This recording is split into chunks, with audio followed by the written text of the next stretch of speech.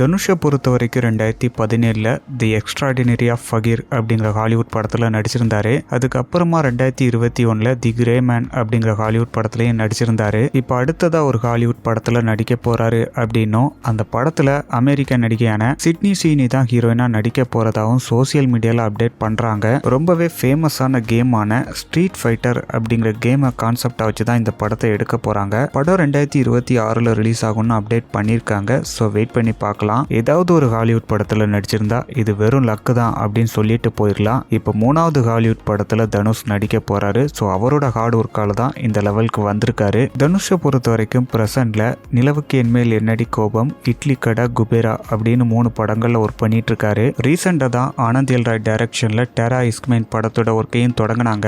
And Arun Madheswaran டைரக்ஷன்ல இசைஞானி இளையராஜா அவர்களோட பயோபிக், மாரி செல்வராஜ் டைரக்ஷன்ல ஒரு படம் அப்படின்னு அடுத்தடுத்த படங்கள்ல ஒர்க் பண்ண போறாரு.